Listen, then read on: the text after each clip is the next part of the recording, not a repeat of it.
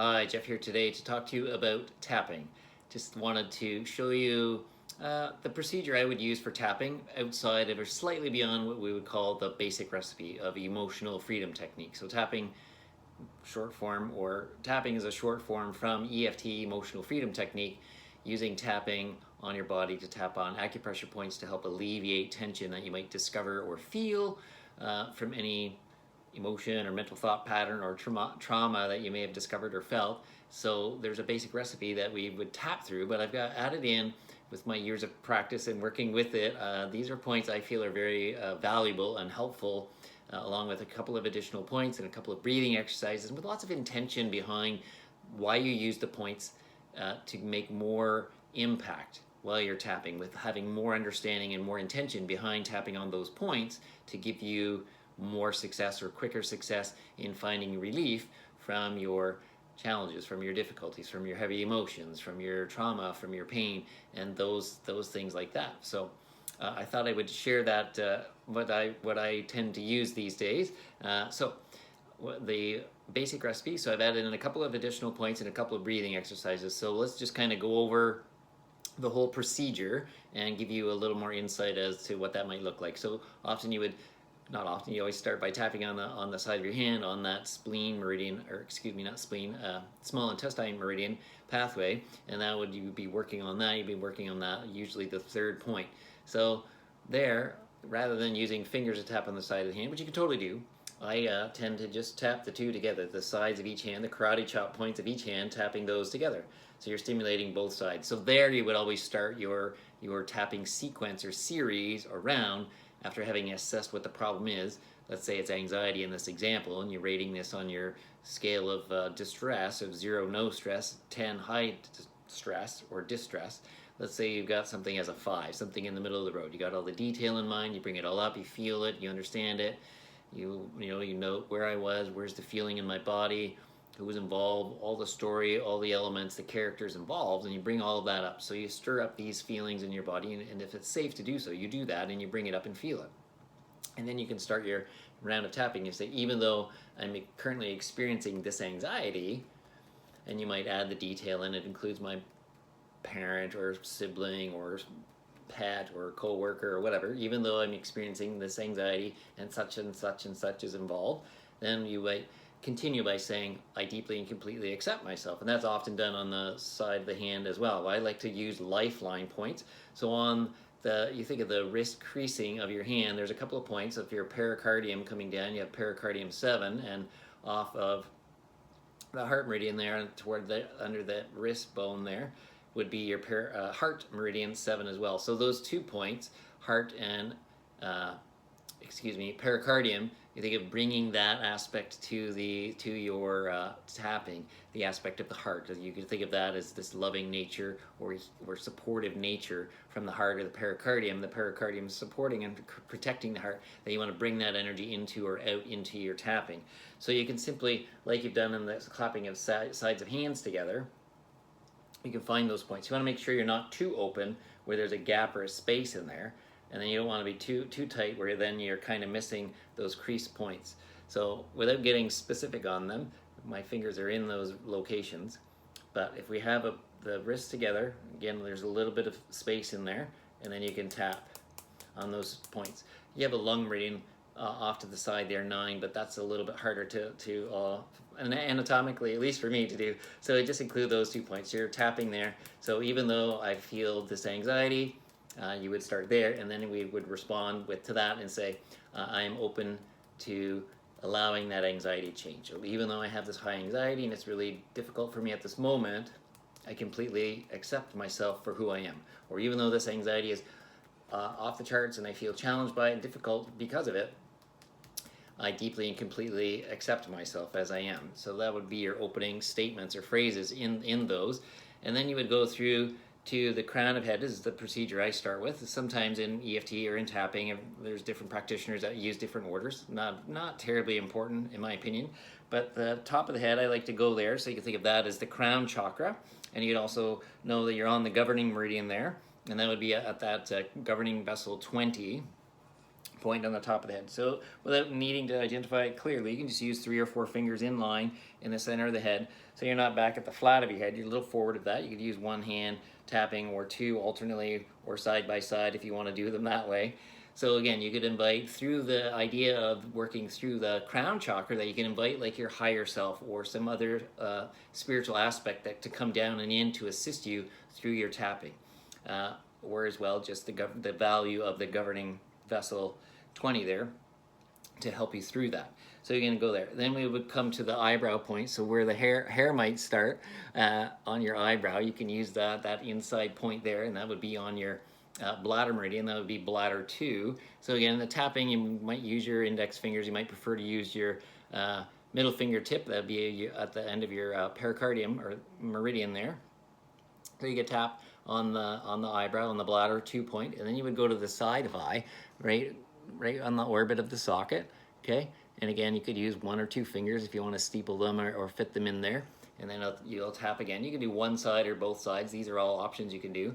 So there you'll be on the gallbladder 1, and then you would come under the eye, again on the orbit of the eye socket. You can come just under where the pupil might naturally lie, and again you would be there, and that would be on your stomach meridian there. Again, that would be the start of that, so it would be the first point, or stomach 1 meridian. So again, you could do one side or both sides tapping at the same time or alternating between, however that feels for you. That can all become very personal afterward. And then you come under your nose and you'll be tapping there, and that'll again be the governing meridian coming up over the top of the head and down to the top lip. So you tap in there on that governing vessel on the end of it there at 26. And during those points, top, and so you would use some kind of reminder phrase, just saying like this current anxiety, the anxiety I'm feeling, this anxiety I'm currently dealing with, this anxiety, and then then we'll go under the lip, or sometimes refer to that above the chin, or under lip or above chin, but the little space there between your bottom lip and your chin. Again, you might use 1 or 2 fingers in line there central on the conception vessel, riding up or rising up through the front of the body, and that would be conception vessel 24.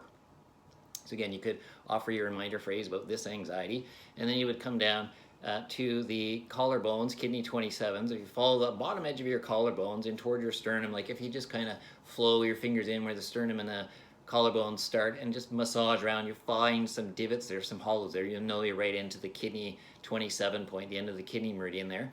So you could massage if you really wanted to, or you can tap. Again, might be using 1 or 2 fingers or 3 fingers. You can kind of steeple them in and tap in that space. Those are aspects of the basic recipe there. And then I like to add in the thymus gland tapping or thumping. So on the breastbone, you've got, really it's 2 bones, the sternum, you've got the manubriums. If you have your collarbones, and then there's a smaller bone up here, the manubrium, and then the longer bone below the sternum. So as those two, the manubrium and the sternum, if you feel, you might be able, not everybody can, but sometimes you can feel a little bit of a ridge as those 2 manubrium and sternum are fused together there.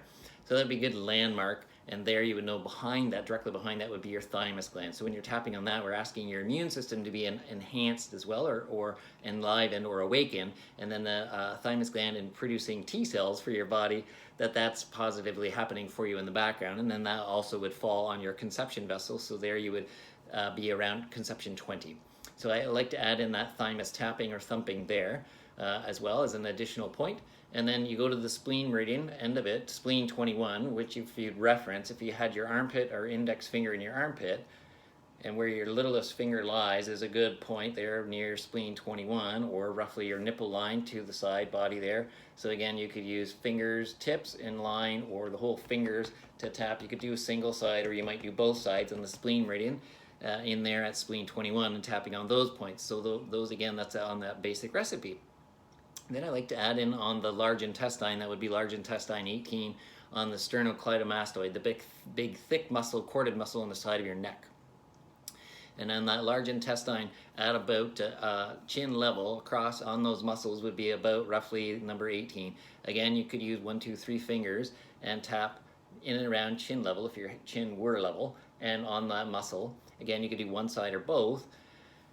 And then there we're just incorporating a new spot, but also highly valuable in my opinion is you have the ability to access the vagus nerve coming out of the brain, traveling down through the sternocleidomastoid muscle and innervating through your organs and traveling that messaging back up to your brain through the vagus nerve, by tapping there, you can have this intention and this understanding as you're learning then that I'm also sending this message into my nervous system via the vagus nerve to help release or dissipate the tension out of your anxiety or whatever it is your issue is that you're tapping on.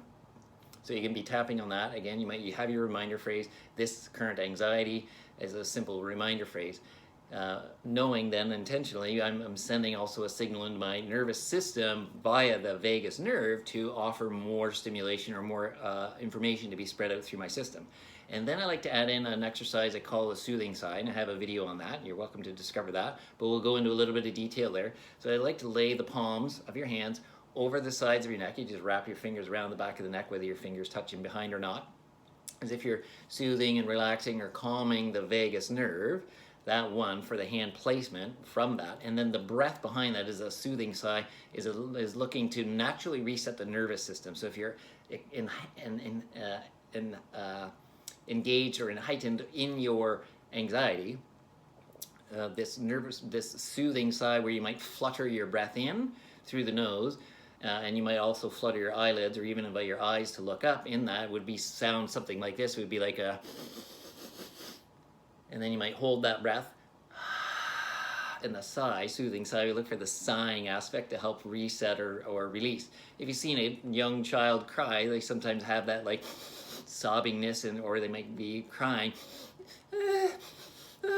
that sighing effect. So you're just naturally using what naturally is available for your body through that. So you would cover there, you would breathe in that fluttery breath in or soothing breath in. You might notice your shoulders naturally want to rise and the tension rise up in your chest, and that's good. You let it all boil up, or whatever emotionally is felt or whatever is mentally felt to rise up. And then on the out breath, again, here's the in breath. And then on the out breath, let the shoulders relax down. You can let the mental energy and emotional energy sink down or ground out. And you can access your root chakra, like you're letting that energy ground out or root out of your root chakra, out your feet, for Mother Earth to participate in this for you. And maybe she can recycle that energy and take on some of that energy for you. And then I like to settle with the hands held over the heart chakra.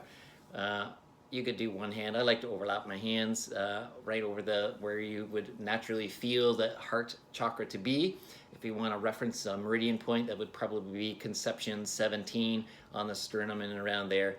And then I like to finish around by breathing slowly in through the nose, as if you're welcoming all aspects of your anxiety. So all the players of the play, all the people involved, all of the feelings that might be involved, all the cast and crew, the lighting crew, the music crew, whatever sounds are a part of your anxiety, that you're welcoming all of this stuff into your heart chakra, with the idea that the heart chakra is this beautiful, when it's in good coherence, it might be radiating with gratitude or might be radiating with unconditional love. So you could invite that the breath you're taking in through your nose slowly, softly, is that you're inviting the attributes and the aspects of the anxiety that may be anywhere in your body, the mental aspect, the emotional aspect, that you're breathing it right into your heart, where your heart could be this doorway to open up and invite in this anxiety, and again, all the aspects and the attributes of it, that within the heart, then that energy can be potentially purified and liberated to flow through your chakra system up and down. So you could have that final, with eyes closed, a slow inhale, and a slow exhale with the mental images, again, that you're inviting all the attributes to flow into your heart, or again, that the heart is opened up and it's inviting in these other lower energy attributes to come into this higher energy space to allow for purification or transformation or transmutation to occur. So those few additional points. So that would be a little information about those points. If I give you a real fast clip of it, we'd be, so even though I'm experiencing this anxiety at the moment, and then that would be repeated with the lifeline, I choose to soften or allow for the softening of this anxiety. You might repeat that 3 times through, sides of hands, lifeline, sides of hands, lifeline, 3rd time, and then we'll go to the crown of the head, this anxiety. And then to the eyebrow point, this anxiety, side of eye, this anxiety, under eye, this anxiety, under nose, this anxiety, under lip or above chin, this anxiety, collarbone points, this anxiety, thymus thump or chest thump or sternum thump there, this anxiety, and then we go into the spleen, one-sided or two-sided if you can, this anxiety, and then we can come up to the neck space on the sides of neck there, this anxiety, and then covering the vagus nerve, fluttering the breath in, letting everything ground. Let the hands drift down, settle on the heart space, and then again, one more peaceful in-breath, inviting any aspects of anxiety to come in.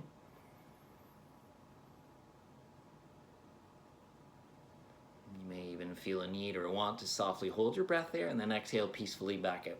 And then obviously you would reassess your initial number. So if your initial number on that scale, again, as we were talking about, was a 5, reassess. Did my number drop? Did my number increase? Because more energy or more emotion or more detail came in and the number or the scale rose, or did it dissipate? And then you would ideally continue through those rounds, inviting all of those aspects again to dissipate round after round. Maybe 3, 4, 5, 6 rounds later, you find yourself down to a 1 or a 0. Ideally, you could tap your challenges away down to a 0, where then maybe they carry no emotional charge or mental charge behind them anymore.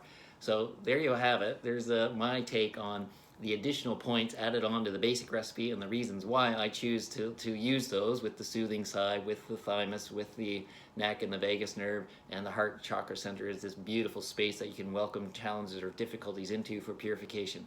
So that's all there for you to play with, or expand on that, or grow from that, or learn from that, or mix it up and use it any way you like. You're welcome to do that, obviously. And also, on a side note from that, if you ever feel you would like a one-on-one tapping session, you would like some guidance through, or need some help, if you got a higher level number like a 7 or 8 or 9 and you need some guidance and help through that, I'd be happy to do a session with you where we could tap away together and try to find you success. Or if you also need additional help on other challenges, I do energy therapy sessions, which is including aspects of the mental and emotional and body imbalances that might come through in any said challenge, and we seek to identify through those challenges through muscle testing and release those imbalances as well. So thanks for taking the time to watch and to learn about tapping and the additional points thereof, and I hope to share more information with you about energy therapy or energy sessions, or just finding more peace and love and light in your life. So thanks for watching, and in the meantime, I hope to see you again real soon. Thanks, and bye for now.